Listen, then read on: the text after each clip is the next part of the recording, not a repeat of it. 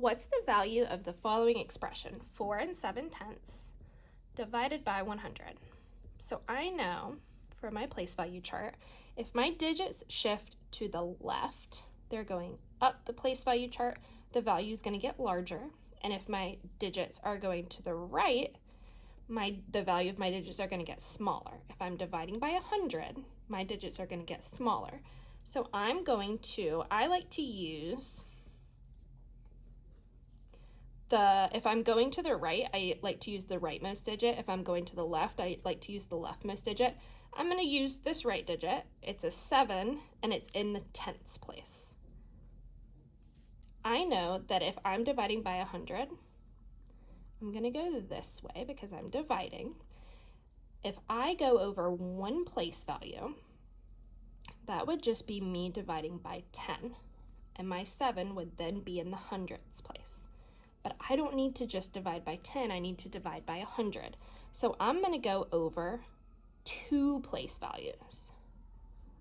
So I'm not dividing by 10, but from this one to that one, I'm dividing by 100, which means my 7 needs to be in the thousands place.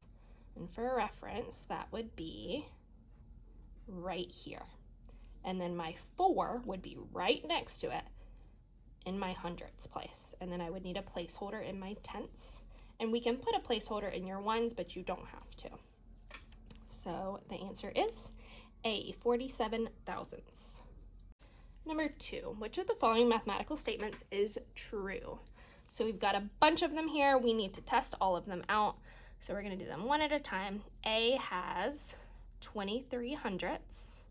And it has this symbol, and 259 thousandths. So we need to make them have the same number of, we need to make them have the same number of digits so that we can compare them. So we need to make this one be an equivalent decimal to 23 hundredths. We can add a placeholder and make it 230 thousandths. So if I'm looking at these now, I know that 230 thousandths is less than 259 thousandths. If you're not sure, or if you don't remember what this symbol means, you can do 1 dot closer to the one that's smaller, 2 dots closer to the number that's larger, and then you can connect them. These symbols are not the same. I'm going to try B, 169 thousandths and 196 thousandths. We have the same number of digits, so we're good. We don't need to do a placeholder. 169 thousandths is less than 196 thousandths. I'm going to put 1 dot closer to the smaller one, 2 dots closer to the larger one, connect them. That symbol is right. C, 8 tenths, and they have it equal to 8 hundredths. You should know off the top of your head that that's wrong, because if I saw 8 tenths in a decimal grid and 8 hundredths in a decimal grid, they would definitely not be the same. But we can make this one be an equivalent, we can make it have an equivalent decimal, to have 2 digits after the decimal by giving it a placeholder. 80 hundredths is not equal to 8 hundredths, it is greater. And then the last one says 36 hundredths is greater than 9. The last one says 36 thousandths is greater than 9 hundredths. They don't have the same number of digits after the decimal, so we're going to add a placeholder to make it be an equivalent decimal. 36 hundredths is not greater than 90 hundredths. It is smaller. So that one is incorrect. So your right answer is B. Number 3. There are 1,056 students enrolled at Irving Elementary School this year. If the students are divided equally into 33 classrooms, how many students are in each class? So we have students divided by classrooms as our comprehension. Which would be 1,056 divided by 33. I'm going to go ahead and set it up. Separate it. I like to make a T-chart with my skip counting. You guys can do it however you want. I'm going to write what I'm multiplying by and what I'm skip counting by. So 33 times 1 is 33. I can easily do these mentally because there's no regrouping when I'm adding mentally in my head. 33 times 3 is 99, and I'm just going to stop there because I think I can do it with just up to 3, and if I need more, I can continue to write more. So I want to say 33 times what will get me close to 1,056. I know that these numbers are a lot smaller than 1,056. However, if I look at the first place value, that's just the number 1. 33 is not ever going to fit into the number 1. 33, if I go to the next place value, is also not going to fit into the number 10 because the first number I skip counted by is larger than 10. However, 33 can fit into 105, and one of these numbers is very close to 105, and it's 33 times 3, which is 99. So I'm not going to just write 99. I'm going to think of these as multiples of 10. 33 times 10 is 330, 33 times 20 is 660, 33 times 30 is 990. That is way closer to 1,056. So I'm going to do 33 times 30. I'm going to take out 990 because I've already used 33 groups of 30 or 30 groups of 33. So I want to see what I have left that I need to split up into groups. 6 minus 0 is 6, 5 minus 9, we have to regroup. We can't regroup from a 0. From our 1, we're going to make it 0 thousandths. Our 0 turns into a 10. That still doesn't help me with 5 minus 9. I can regroup now from my 10 and turn it into a 9. 5 turns into 15. 15 minus 9 is 6. 9 minus 9 is 0, and we have 0 thousandths. So now I need to see 33 times what will get me close to 66. I already did it with my skip counting over here. When I was not multiplying by multiples of 10 and I was just multiplying by multiples of 1, it was 33 times 2, which would give me 66. To finish it out, 66 minus 66 is 0. So my answer is my partial quotients, which is 30 plus 2, 32. And then if I wanted to check it to make sure that my answer is reasonable, I could multiply these two together to see if they get close to 1,056. I'm going to round them. 32 is close to 30. 33 is also close to 30. I know that 30 times 30 is 900. I also know that 900 is really close to 1,056. It's almost there, so I think my answer is reasonable. All right, number 4. Grace bought 3 items at a store. One item cost $8.26. Another item cost $37.98. The total cost of the 3 items was $63.55. What was the cost of the third item? So for my comprehension, I know that I have all 3 items. I have 3 items, and I'm trying to find what the cost of the third item was. So I'm going to make my comprehension be item 1 plus item 2 plus item 3 equals the total cost. I can plug my numbers in now. For item 1, I have $8.26. For item 2, I have $37.98. It says the total cost of the 3 items was $63.55. And I don't know item 3, so I'm going to put a blank there. So to figure this out, the first thing I want to do is add these 2 up. So I'm going to do $37.98 plus $8.26. And remember, when we are adding decimals, we do have to line up our decimals. 8 plus 6 is 14, regroup our 1. 9 plus 1 is 10, plus 2 is 11, regroup our 1. 8 plus 7 is 15, plus 1 is 16, regroup our 1, and 3 plus 1 is 4. We're going to bring down our decimal. So 4614 is items 1 and 2 together. So now we can take it out, we can subtract it, I guess I should say, from 63.55 to figure out what our very last one's going to be.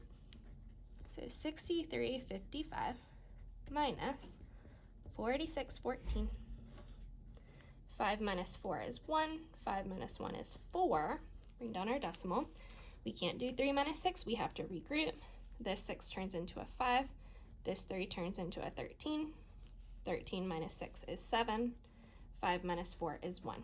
So it is worth $17.41. And is that reasonable? If I added them up together, $8.26 is about $10. $37.98 is about $40, and $17.41 is about $20. So if I'm adding them, 10 plus 40 is 50, 60, 70. That is close to $63.55. So I feel good about my answer. Number 5, Donald earns $9.65 per hour. How much will he earn next week if he works 18 hours? So we have how much he earns times the number of hours that he works, because every single hour he's earning the exact same amount. So we have equal groups and we want to figure out the total number that he earns. So I'm going to show you this using the area model and using the algorithm, because I know you guys like to use the algorithm, but sometimes you make some mistakes. So we're doing 965 times 18, and we're going to do it like if we did not have a decimal here. We're just going to multiply like we have whole numbers.